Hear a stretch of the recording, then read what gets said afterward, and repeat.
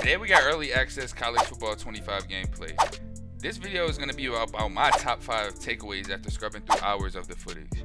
All of the gameplay used in this video is going to be linked in the description. Coming in at number 1, I have player movement. Now while this list is in no particular order, I think this is the one that jumped off the screen the most to me. I think a lot of the skill gap this year is going to be able to turn those 2, 3, 4 yard gains into 15, 20, 30, 50 yards because you can make 1, 2, 3, 4, 5, 6 defenders miss on a single play. Most of these clips that I have up on the screen, these are dubby, and as you can see, when you're in an open field, you can go ahead and use that left stick, hit the stop and go like Madden 21, Madden 20, I think it was, and then on top of that, pocket presence looked pretty cool.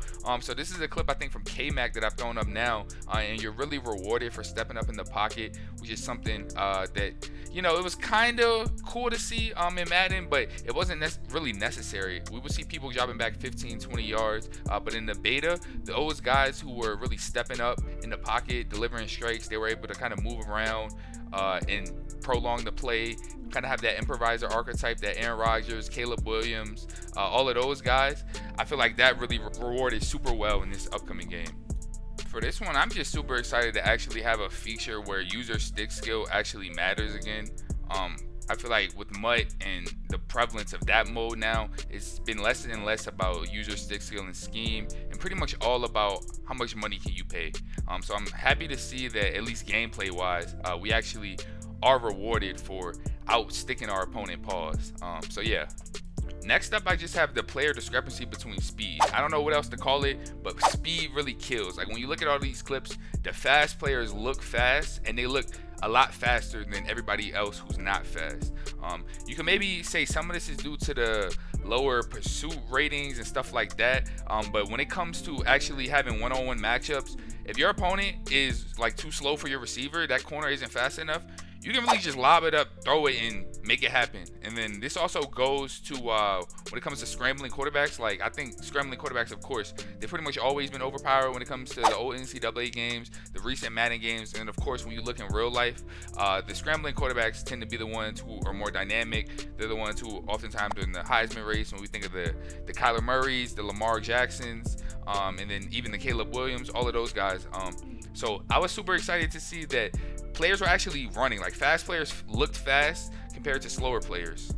So I think with the combination of both the speed as well as the player movement that I described in my last point, I think that it's going to kind of flash us back to the older Madden games. Back when pretty much you were just surfing depth charts. You were looking for speed. You put your fastest guy as your number 1 receiver. It didn't matter if he was a 54 overall. It was pretty much on you to scheme him open. And all he had to do was run by the guy and catch the ball. So watching a lot of the footage today, I think that is basically what college football 25 is going to ultimately end up being like. Now, obviously, I haven't really played the game yet, so this is just take it with a grain of salt. Go ahead and watch the footage, but that's what I got out of it so far. Is you're really able to make guys miss, and then speed really matters. And then coming in at my next spot, I have the switch stick. So this is one of the new features within college football 25, and I will say that I have a little bit of experience with it because I did play the Madden beta, and it was kind of tough to get the hang of initially, but as you can see here, you're basically able to start off on one defender and then switch to another defender. So it really allows you to kind of correct a lot of the mistakes of the computer. So we're gonna wait for this next clip to pop up here, but as you look here, look to the right side of the screen, he clicks on and he covers that kind of deep wheel route, and he forces his defender or his opponent to kind of hit that crosser. So you're going to basically be able to make baiting a lot more easy. It's going to be a lot more common, but also on the flip side of that, you're going to be able to catch people lacking. So yeah, just make sure you look on each of these clips on who the user starts off as, and then how you kind of can flip around and guard multiple areas of the field without having to like sacrifice your user. This is an example of one when he kind of got burnt. So he started off that clip.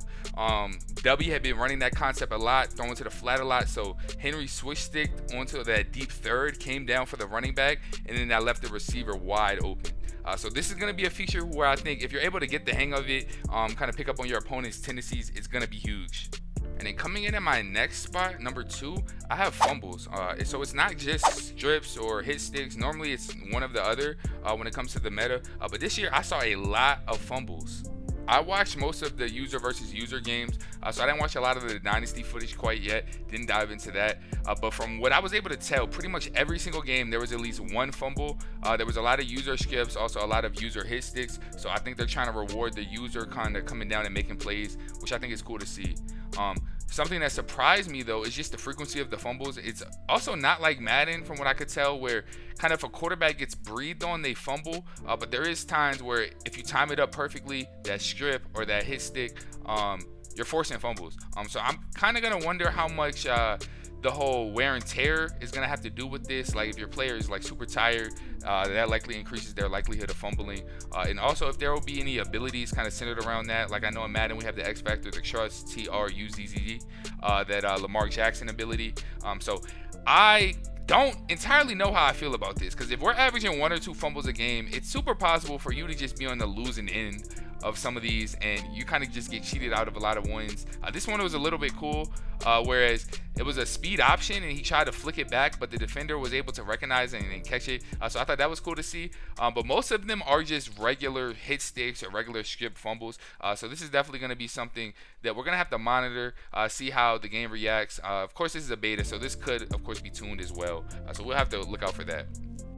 And then the next thing on my list, number 1, obviously no in particular order, once again, just 5 big things that I saw. It's just the play design. All of the plays looked really well thought out in design. We saw a bunch of different trick plays too. I just really liked how it also wasn't love strictly shown to the offensive side of the ball. On the defensive side of the ball, we saw like nickel 3-3-5 split. We saw a stack 3 high. We saw a nickel 3-3-5 penny. And then we also saw like different plays like this one here, 3 double cloud, which is something that we've never seen before. So it's a cloud. It's basically, it looks like a cover 2, or it's a cover 3 shell, but it's kind of more like cover 2 type principles. So it's a lot like a Tampa 2, except that guy who's normally running the pole in the middle, he's a safety and he's back deep already.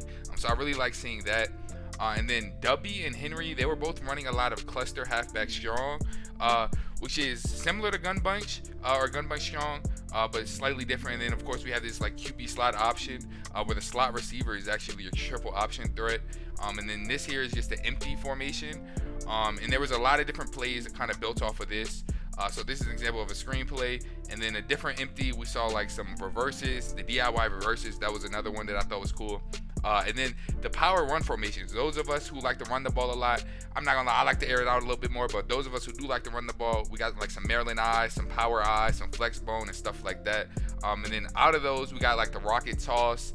So I think the people who want to use the Service Academy, or at least use the Service Academy playbooks, I think you're gonna have a lot of fun too. I can only imagine like a Jalen Milroe in that type of offense. I think he's the fastest quarterback in the game.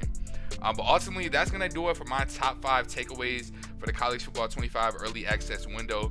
We still have a lot more to learn about these games. And, you know, be sure to tune in to Twitch over this weekend and the coming days until the game comes out on Monday. We're supposed to be getting a lot of streams. But if you watched this far in the video, a big thank you to you. I'll catch you guys in the next one.